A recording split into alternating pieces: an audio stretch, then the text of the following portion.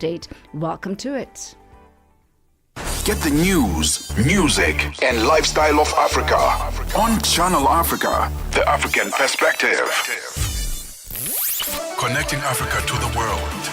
Africa in Business with Thami Ngubeni brings you the latest insights on Africa's economy. We start here this afternoon. South Africa and Botswana have concluded a new agreement in relation to addressing electricity shortages in the latter. This emerged during a meeting between South Africa's President Cyril Ramaphosa and his Botswana counterpart, President Advocate Duma Boko, in Johannesburg, South Africa last week. Now, on Monday, Boko told journalists during a report-back press conference following his working visit to South Africa that the country has committed to assist Botswana in addressing its power challenges. Channel Africa's Shingirai Madondo reports from Gaborone in Botswana. We have now an agreement that we've just concluded in relation to addressing power shortages in Botswana and having a more durable, more meaningful arrangement that departs from what we've had before, which was to buy at emergency prices.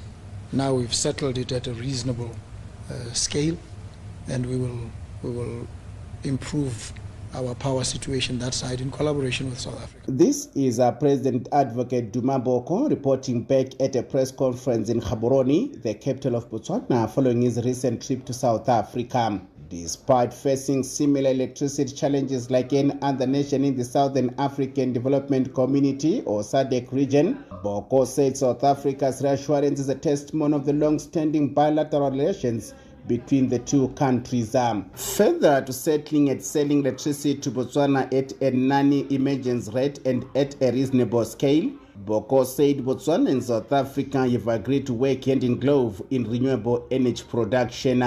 As both countries look to renewable energy, we need to strengthen and even establish where none exists. Manufacturing, for instance, of photovoltaic panels. And so South Africa is keen on seeing Botswana established in that space and in collaboration with South Africa, because the market is there and it's ready. So these are the issues. Just last week, South African Minister of Energy and Electricity, Dr. Kosensu Ramakopam, was in Gaborone on a reciprocal ministerial street visit where he met with his Botswanan counterpart, Buhulu Joy Kenwendo. It is at this meeting that the two ministers had the opportunity to discuss potential collaborations on new electricity generation and supply, enhancing interconnectivity and aligning policies to improve efficiency and synergy in their energy systems. In a statement, Business Botswana, a Chamber of Commerce, employee organization and business representative board that offers various services and advocates to its membership, welcomed the development. Tafadzwa Matambo is a senior labor law lecturer at the Institute of Labor and Employment Studies in Gaborone. Matambo said the new agreement between Botswana and South Africa is anchored on the ethos that precipitated the establishment of SADC and the African Union or AU. This is just a show of why it is important as African nations, not only in the region, but in the whole context of Africa, in order to unite. What has happened? The question still begs to be answered. What has happened to our organizations like SADC? What has happened to our organization like AU? As we see this continuing, we hope that this is just a drop in the ocean of the new bilateral agreements that are going to be enforced and worked upon by two countries going forward. South Africa is Botswana's largest trading partner, accounting for over 50% of her northwestern neighbors' imports. Reporting for Channel Africa from Gaborone here in Botswana, this is Shingirai Madondo. From markets to innovation. From markets to innovation. Africa in Business with Thami Ngubeni covers it all. With Africa's future in focus, Channel Africa, the African perspective. It's gone exactly 14 minutes after 4 p.m. Central African time as we turn our focus to Tanzania, where Tanzanians are set to get some relief at the petrol pumps this month. This is after the Energy and Water Utilities Regulatory Authority, EWURA, dropped the price of petrol by 5.22%. 5.21% for diesel, and 5.08% for kerosene. This comes after some industry analysts indicated that consumers are due to start feeling the relief following a price increase in both April and March. For more on this, we joined this afternoon by Sheila Johnny, Sales and Marketing Officer at Africom Energies Group. A very good afternoon to you and welcome to Africa in Business. Good afternoon. How are you? I'm very well, Sheila. Great to have you with us. Could you put this into perspective for us and perhaps highlight some of the main reasons why the petrol prices have dropped in Tanzania? Okay, thank you so much. And I'm very glad to get this opportunity. I'm hereby talking about the dropping in prices in Tanzania, whereby first we have to know the main authority that issues to publish these oil prices. That is the Energy and Water Utilities Regulatory Authority that we call EWURA, publishes the capped prices for petroleum products applicable in Tanzania mainland on effective from every first Wednesday of each month that they publish. So, and on earlier today, EWURA published a new retail and wholesale prices of the petroleum products in Dar es Salaam Port, Tanga Port, and in Mtwara Port, whereby we can focus on Dar es Salaam ports, whereby the capped prices of petroleum products in this May is depicted as follows. At petrol, it is 2009.47, whereby the price of the diesel is 2,868. So we see the drop in prices in petroleum prices in May is a result of the significant increase in prices observed in April 2025, whereby the capped prices for petroleum products in month of April were depicted as follows. The petrol was 3,038, whereby the diesel was 2,936. I wonder, Sheila, there are some concerns that the shilling might still push the prices up, and this is despite a decrease in the global oil prices. What impact has the value of the shilling against the dollar had on the oil prices in the economy and in the country, rather? Okay. The impact comes from those motors in Tanzania, whereby the first thing, they reduce the fuel expenses to those motors in Tanzania, whereby lower petrol and diesel prices mean motorists will spend less on fuel, easing the burden on personal and business transportation costs. And either it boosts purchasing power to motorists, whereby this purchasing power comes from when we say motorists can boost purchasing power through with a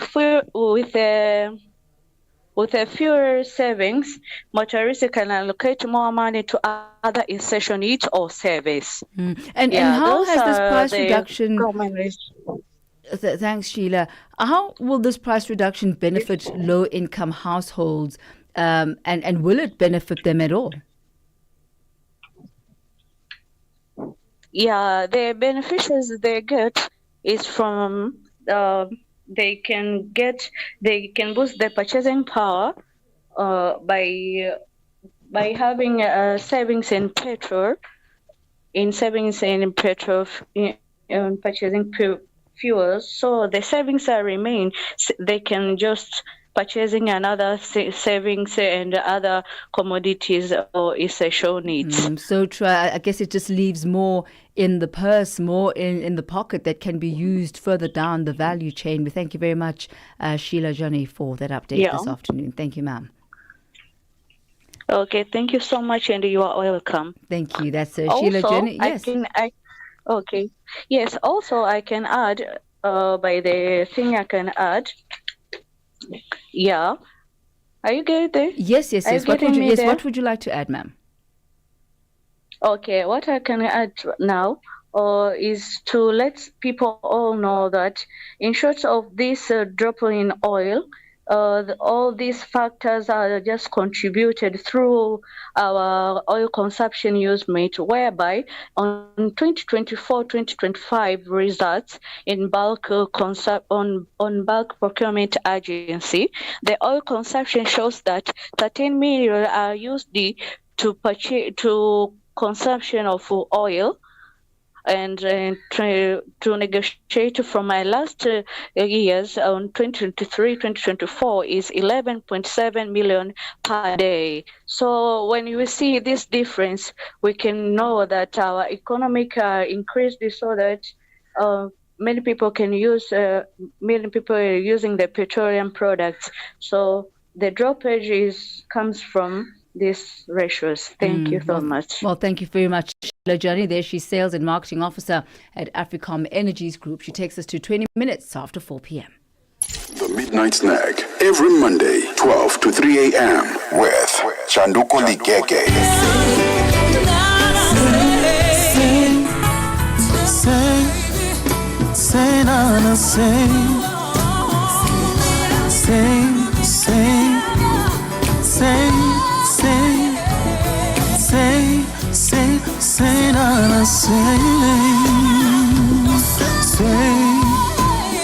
That is just me trying to imagine myself as a backup singer for Zonke, because her music is just beautiful. As the song was playing, I was just, moving like a backup singer. You know how they are, with their hands being so dramatic and, putting that spice into the song. So the song is called Say Now, and we love it here on the Midnight Snack. I hope you also love it. Let's talk love, intimacy, and relationships on the Midnight Snack with Chanduko Ligege.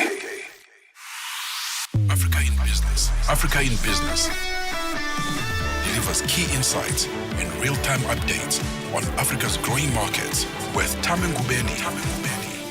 The African Perspective on Channel Africa. Channel Africa. It's gone 22 minutes after 4 p.m. Central African Time. A reminder for you to continue engaging with us on the various social media platforms. On YouTube, Instagram and X, you'll find us at Channel Africa 1. On Facebook, we are at Channel Africa. We turn our attention now to Nigeria. The country has secured a $652 million loan from China's Exim Bank. This is to go towards funding for the construction of a major road linking key economic hubs in Lagos to several southern states.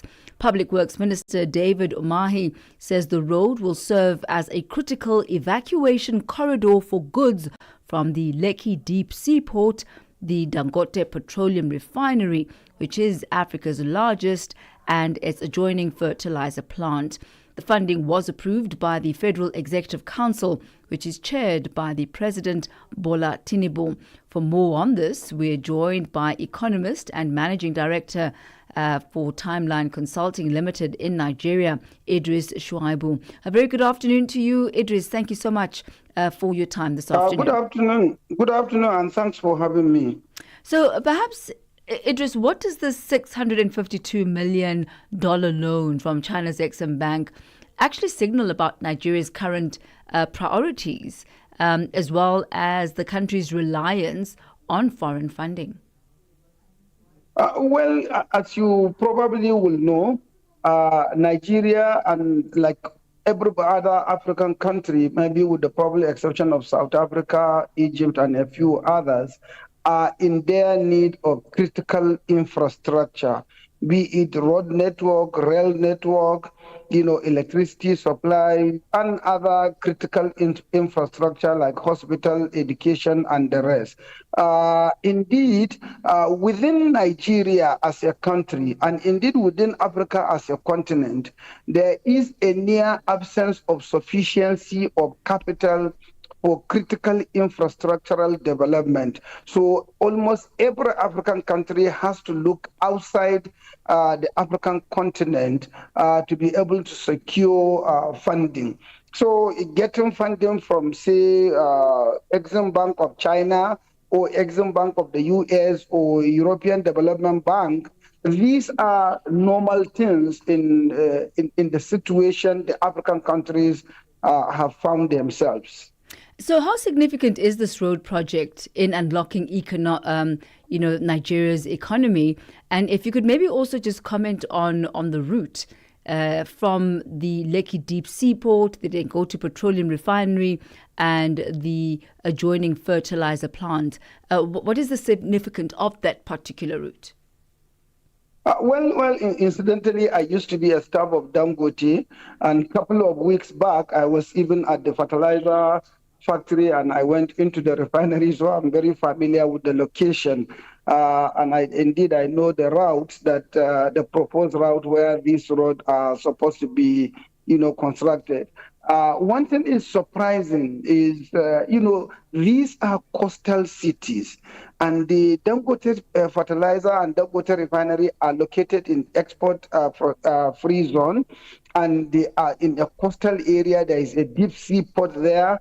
One wonders, why will Nigeria be going to Exim Bank of China to borrow money just to construct a road when you can actually ferry either the fertilizer or the petroleum product via the sea? You can come in with barges with 10,000, 5,000 metric tons of ship to carry, goods to some of these coastal areas. When I used to be with Dangote, we used to have smaller vessels that were carrying wheat from Lagos Seaport to Calabar Seaport. So why will Nigeria today be so shallow and narrow-minded in raising money to build roads when you can actually ferry these goods via the sea? And in any case, where on earth does countries move goods via road? So do you think instead of doing road, they should have done rail? They should have done rail lines. So is this a waste? Do you see this as a waste, and do you see this in any way positively impacting Nigeria's economy and trade? Well, I can tell you clearly, as far as I'm concerned, it's a monumental waste. It's a misplacement of priorities. There has been, a project in the pipeline, the East-West Trunk A highway that is already being constructed, and the conceptual framework of that road has already taken place. So as far as I'm concerned, this is a misplacement of priority, and it's a monumental waste. And there is no reason whatsoever why we should bedevil our children yet unborn with the payment of this loan to construct a road that is not a necessity now. There are better infrastructural facilities that Nigeria is in their need of, that this money can be utilized instead of this, road that the government is contemplating. So feasibility studies go a long way in analyzing whether or not a project is viable to pursue. What did the findings of a feasibility study in this particular construction find? Could you maybe give us a bit of insight into that? Well, I must confess, I'm not privy to the content of the feasibility study, but you will agree with me that once a government is intending to do a project, even if it is sugarcoating, they will give the consultant all the necessary, ingredient to sugarcoat so that the feasibility study can show it as viable. But what I'm saying is there are better alternatives. To construct road or to construct a railway line, which one is better? Which one is easier and cheaper to transport goods from location A to location B? So, Idris, the world over. I'd like us, Idris, in just the 1 minute that we've got left, if you could just unpack this for us. What should Nigeria be mindful of? And I ask this in terms of debt sustainability and repayment, especially when borrowing on scale for infrastructure. I think in general, I will say there is still room for Nigeria to borrow, but we must not be profligate and we must not be grandiose in just borrowing for the borrowing's sake. Yes, Nigeria is in their need of certain critical infrastructure, but in terms of priority, we also need to look at which one is critical and immediate, which one is critical and that can be deferred. These are the kind of intellectual rigor that the National Federal Executive Council needs to be looking at, and indeed even the Minister of Works and Transport that he is handling the matter. Sometimes, we tend to believe that the discussion is a bit narrow and shallow, and sometimes it's parochial and only targeted to meet certain political expediencies, not necessarily projects that are being executed in the national interest of Nigeria and Nigerians. Idris Shwabu, always a pleasure speaking with you. Thank you very much for your insight this afternoon. Thank you very much for having me. Thank you. It's a pleasure, sir. He is an economist as well as managing director for Timeline Consulting Limited. He takes us to exactly 4:30 p.m. Central African Time as we head over to the sporting desk for the latest in the business of sport with Figile Lengwati.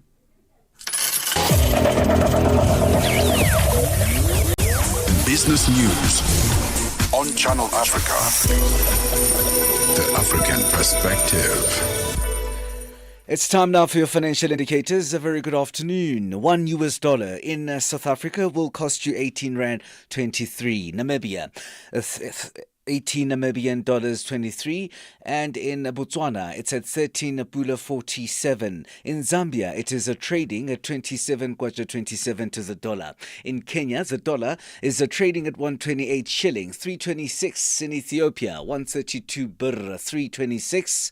In Uganda, the dollar is trading at 3,000 shillings, 637, and in Tanzania, it is at 2,000 shilling, 692.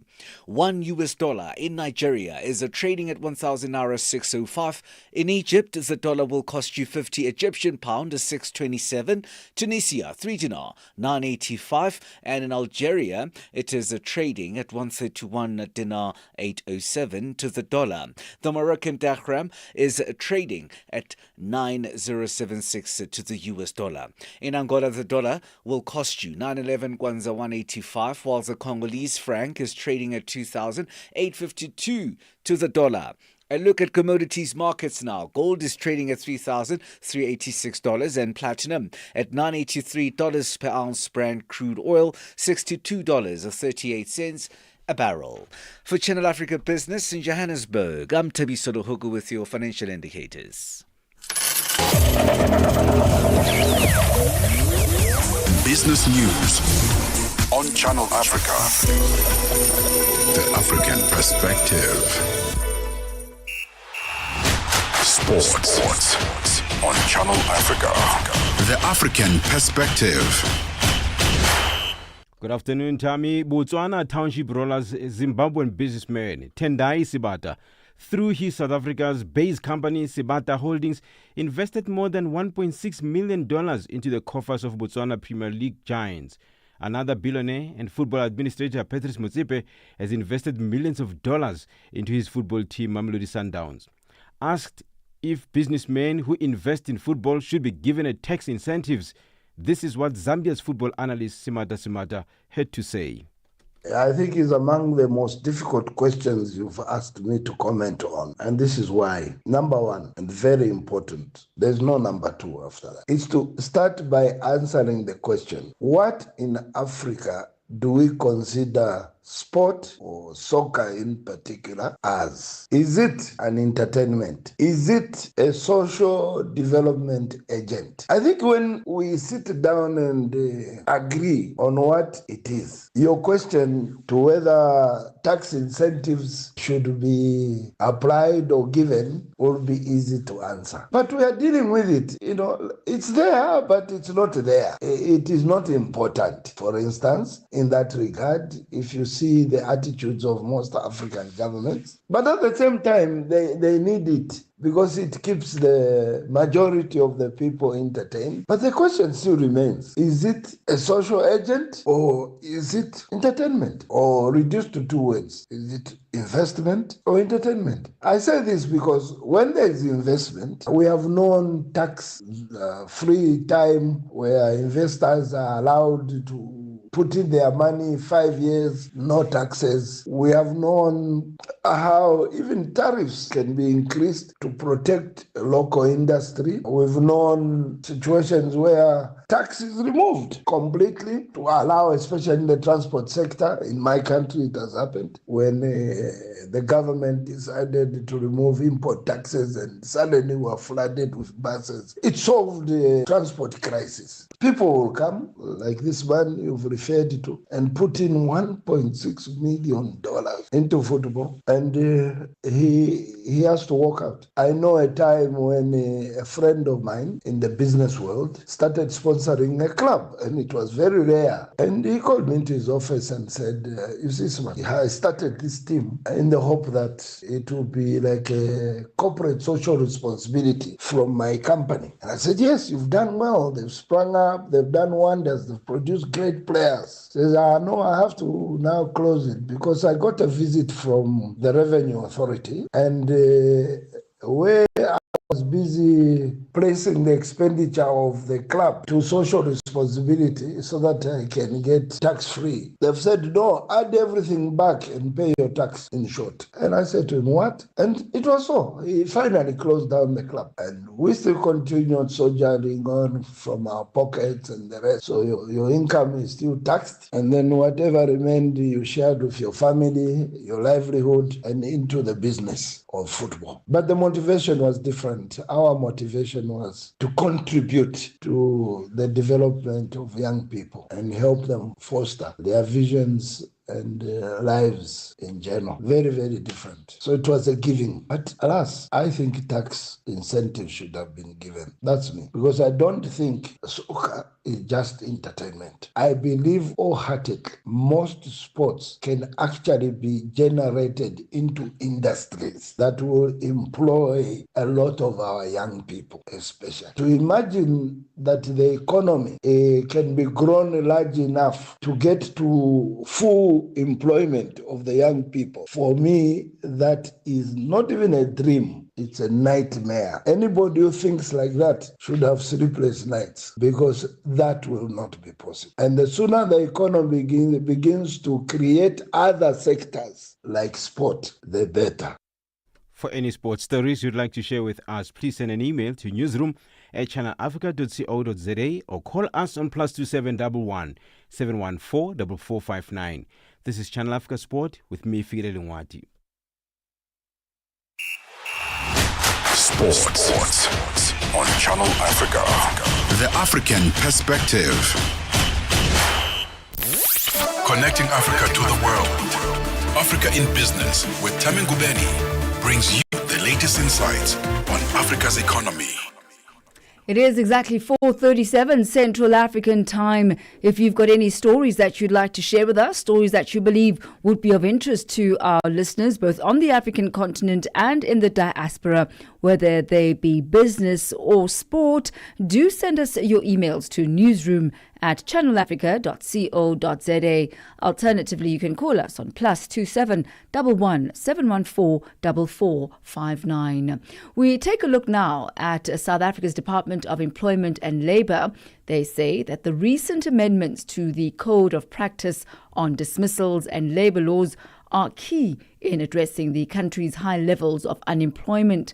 The proposed code simplifies dismissal processes, and this is particularly for small businesses, by reducing the procedural burden during the initial 3-month employment period and allowing informal disciplinary procedures.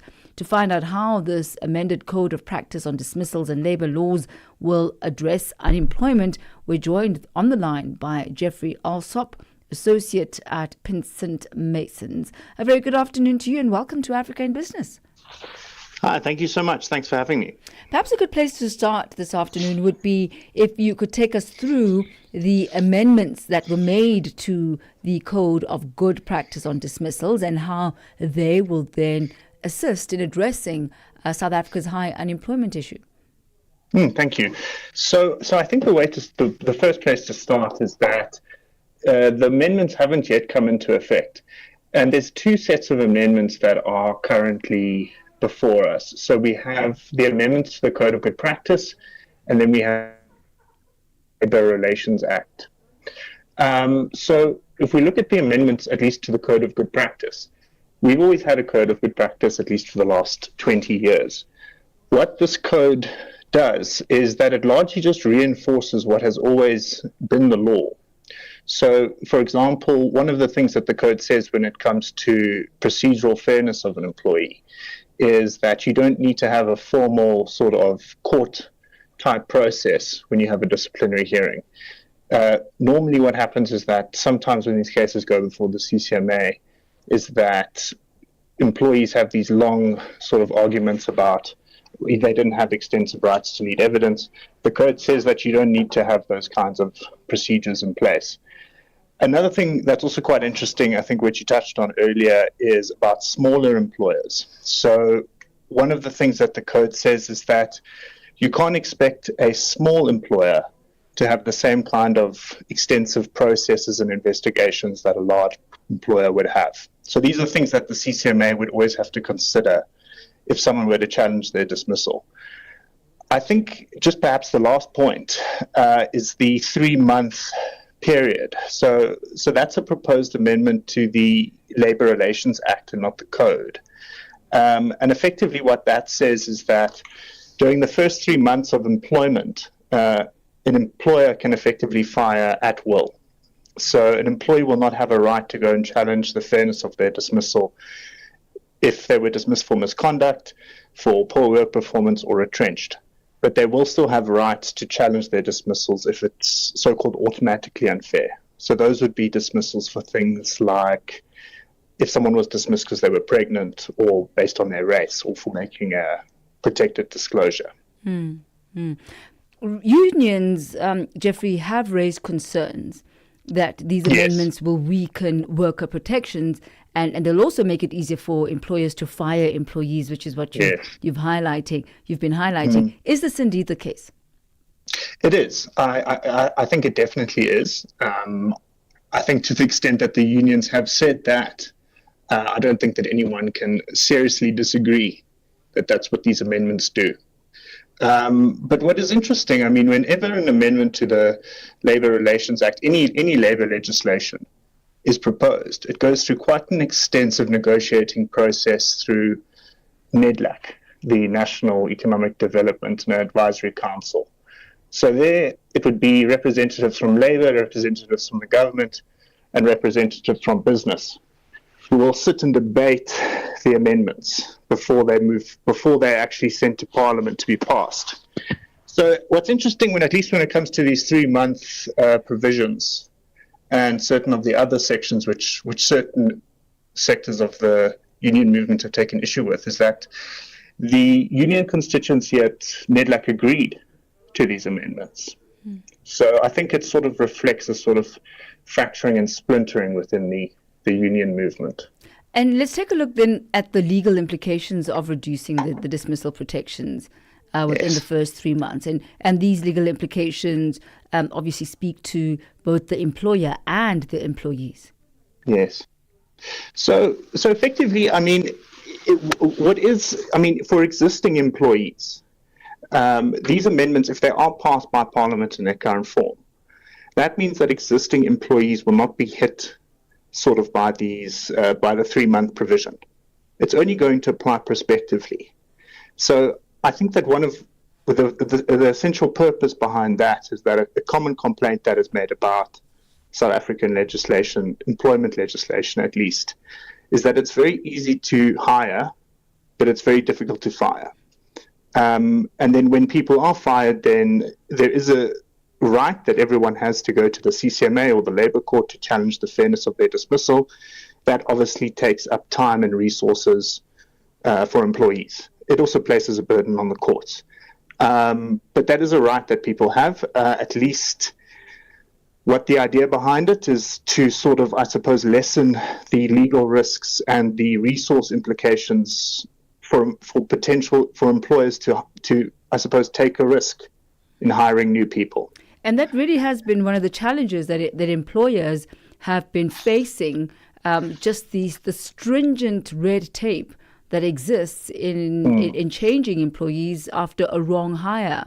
And so in many ways, it does protect the employers, but employees are then feeling a bit more exposed. But I wonder how foreign investors would be impacted by this. And I'm also thinking about multinational employers who are operating in South Africa and also hybrid workers.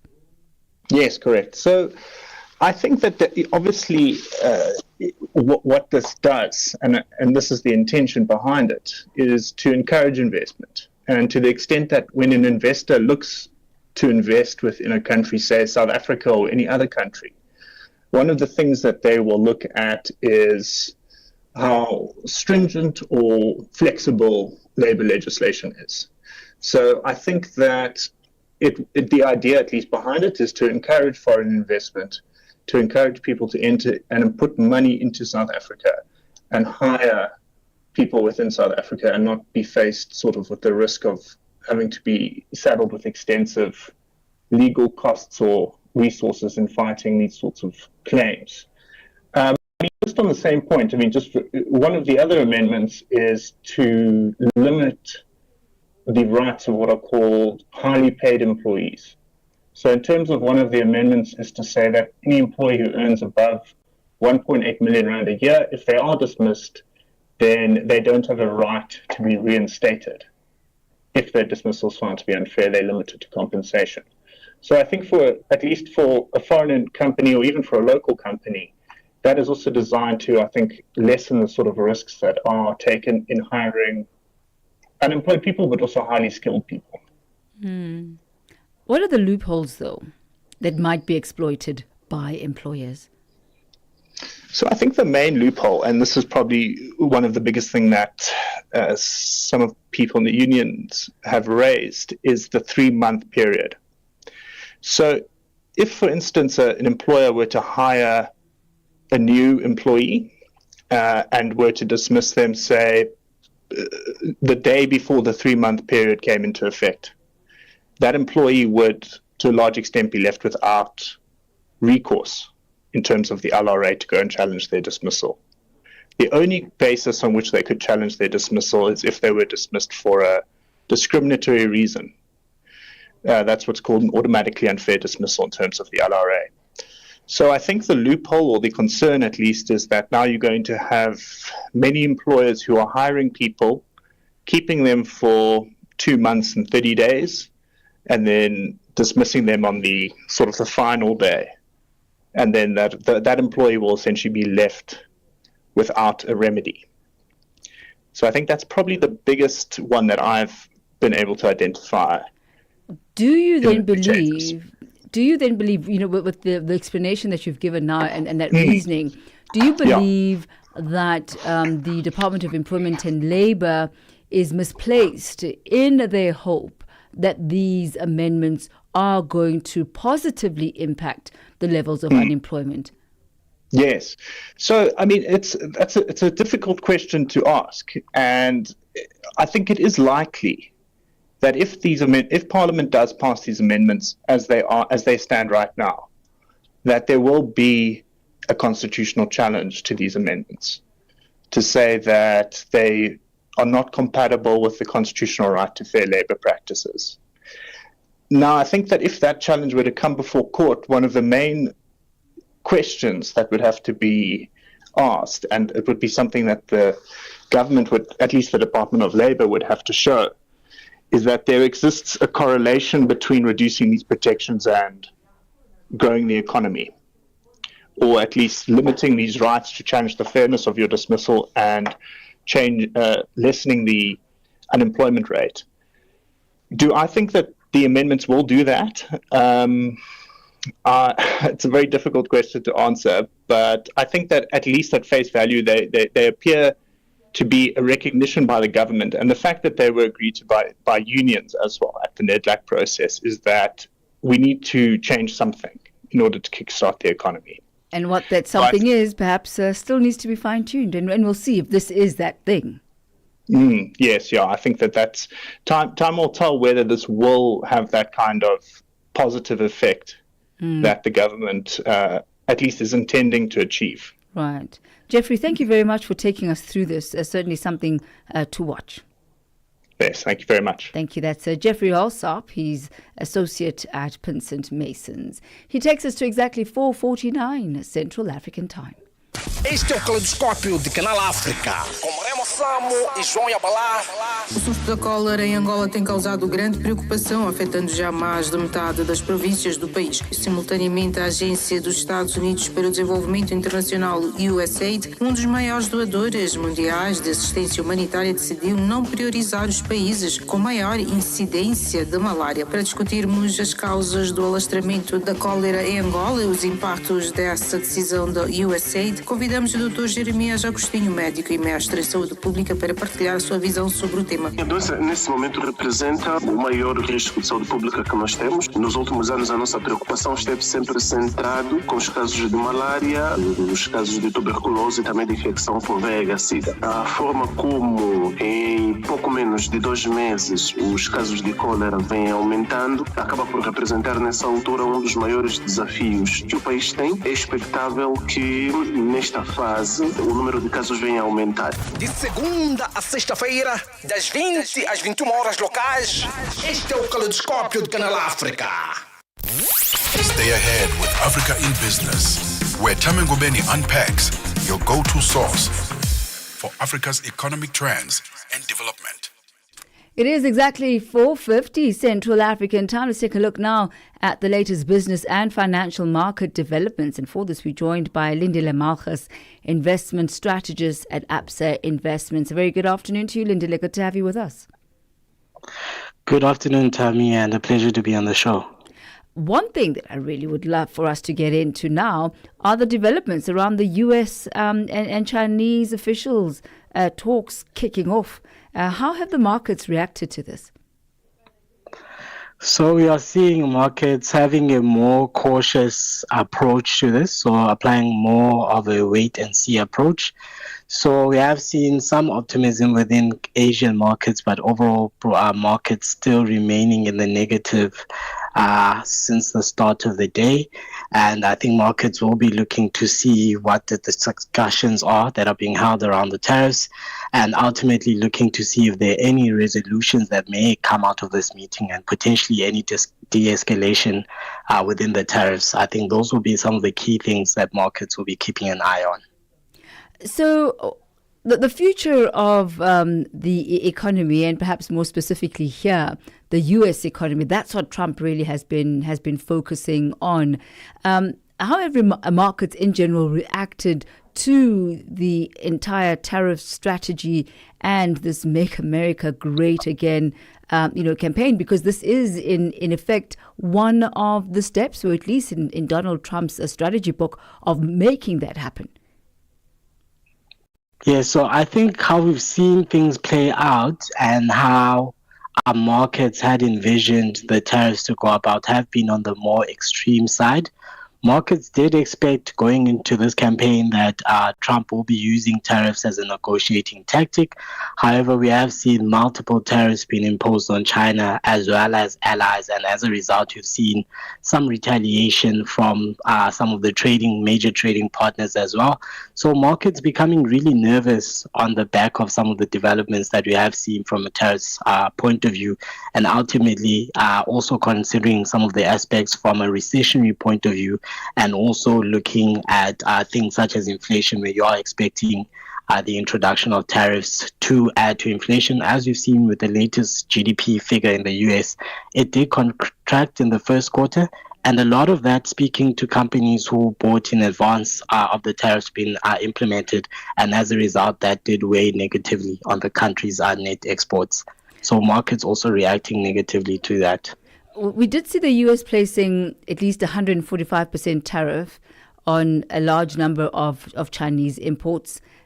China responding then in retaliation with 125% tariff on some U.S. Exports or imports rather. What is the status quo of trade between the two countries? Has it dropped off due to this stalemate preceding these talks? Yes, so I think with the tariffs that we are currently seeing, these countries are two of the major trading partners. But if you consider where China was during Trump's first term, China was the country's biggest trading partner. But we have seen more of a shift in focus, so including more countries such as Mexico and Canada will now run the biggest deficits with the US, but China is still holding quite a sizable deficit. What I do see within this tariff talk now is that China has actually stood their ground and stood their ground for longer than what the US has expected. And as a result, it has hurt the US from that perspective due to the fact that they are a net importer of goods. A majority of the goods that they import are from China as well. But again, Trump's policies are targeting to bolster the US economy, particularly from a manufacturing point of view. But there's actually quite a few things to consider. If you consider the cost of labor within the US versus China, there are some major differences there, and it does impact companies' costs as a result of that as well. And if you could give us a bit of an idea as to what is impacting the JSE's all-share index. It's trading at an all-time high. What is your view on this? What are the factors impacting this? Yeah, so on a year-to-date perspective, our local markets have actually held up if you compare to the more developed markets and emerging markets in general.